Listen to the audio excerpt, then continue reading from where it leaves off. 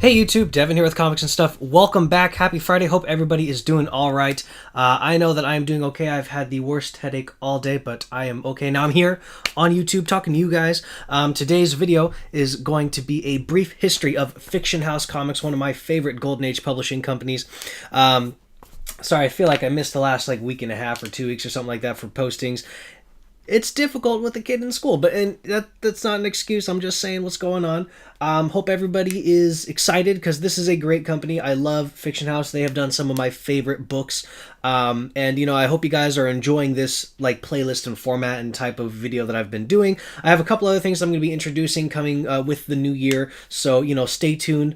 But like I said, we're going to be doing Fiction House today. It is a Golden Age publishing company. It ran from 1920 to the 1950s. And so it's going to be a little shorter than the DC and Marvel videos, but I'm still going to do my best to compile it up and do as many fun facts about the company per each decade, so you guys get a good idea of what Fiction House was. As before, I have my notes here on my computer, so you might catch me looking off screen. I apologize if I'm not making eye contact consistently, but yeah, without further ado, I hope you enjoy. So, Fiction House Comics, it was founded in 1921 by J.B. Kelly and John W. Glenister as a pulp magazine publisher. So they published pulp magazines throughout the 1920s. They were primarily aviation, western, sports pulp magazines, things like that. I couldn't find a whole lot of their covers online. I did find one for their sports magazine, so that should be up here in the corner. But yeah, 1920s was pulp only. It was kind of before the rise of the modern day comic book. That was technically still platinum age. But then you get into the 1930s, which is the golden age, which is the beginning of all the comics that we know, the dawn of the superhero, things like that. So once the 1930s hit, they expanded into detective and crime stories as well. And then they created their most popular character, Sheena, Jungle Queen. She is their flagship character. She was released in Jumbo Comics #1 in 1938, same year as Superman. So kind of, I don't know if it was a competitive thing or what, but yeah, Sheena has been a fan favorite throughout the ages. She still is very popular today. They actually also, during the 1930s, briefly canceled 12 of their top-selling magazines because of the Great Depression. They were not making any money. But they did have the intent to relaunch it, and they slowly relaunched them between 1934 and 1937. And most of those titles that were relaunched, ended up running from the 30s to the 50s, so those were long-running comic book series. They also introduced Planet Stories, which was another another pulp magazine that ended up becoming one of my favorite comics of theirs later down the line, which I'll tell you once we get into the 1940s, which will be now. So, 1940s. They found their biggest success with Jumbo Comics, Sheena, Jungle Queen. They also found they were also followed by Jungle Comics, Wings Comics, which came from Wings Stories, which was their aviation pulp, Fight Comics, which came from Fight Stories, which was their fighting or war pulp, and then Planet Comics, which came from Planet Stories. They also introduced Rangers Comics. So those six were originally called the Big Six for Fiction House Comics.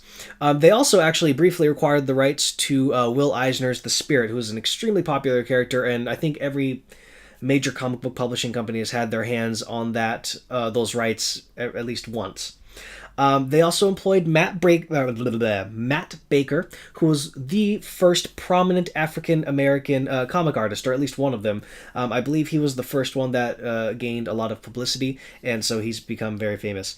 Also, Sheena, Jungle Queen, got her own spin-off comic that ran for 18 issues, and then they also released a lot of leading female characters. So Fiction House, for the era, for the 1940s, they actually received a lot of commendation for having consistent, regular, strong female lead characters. They had Gail Allen of Space Patrol. They had Mista of the Moon, Futura, Camilla, Queen of the Lost Empire, Phantoma, which was a fan favorite and has also been mentioned in a lot of current modern day works, Sheena, Jungle Queen, Tiger Girl, and Firehair. Now, here's a funny story. Firehair, she was called Firehair, White Queen of the Redskins. So I found that to be really interesting because they were trying to be politically forward by having, female leading, strong women characters, Yet they were only caring about just the female aspect and not political correctness or whatever as a whole. So they still had fire hair, white queen of the Redskins, You know, so I found that to be kind of humorous. But she had her own issue, or her own run of comics from 1948 to 1952. That was 11 issues. That I just remember. So there's that. And then you get into the 1950s where things start to take a dip south, unfortunately, for Fiction House Comics. If you guys have ever heard of Frederick Wortham, he was a doctor who wrote a book called Seduction of the Innocent, which was devastating for the comic book industry. And he targeted all of the comic books, all of the major comic book publishing companies, and claimed that they caused delinquency and violence in children. He specifically targeted Fiction House, saying that their scantily clad female lead characters were influencing minors to because they were too sexy for the time. They were too sexy to be mainstream, and so he was condemning them.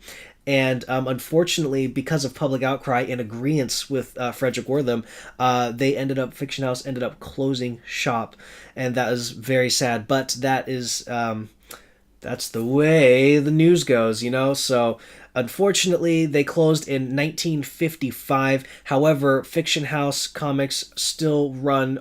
They are so popular today. Their books are so collectible. I have a few Planet comics. I someday want to gather a whole run of Planet comics. That is 73 books each one. I mean, they're going for like over $200 each in decent condition. So Planet comics are highly coveted and valued, and they're great golden age comic books. The art is classic. They're great stories. In any case, that was the entire history, well, a brief entire history of Fiction House Comics. If you guys tune in next week, hopefully I'll have something more fun for you. So that's it. Make sure you like, subscribe, tell your friends about it, comment if I missed anything fun or cool about Fiction House Comics, and I will see you guys next Friday.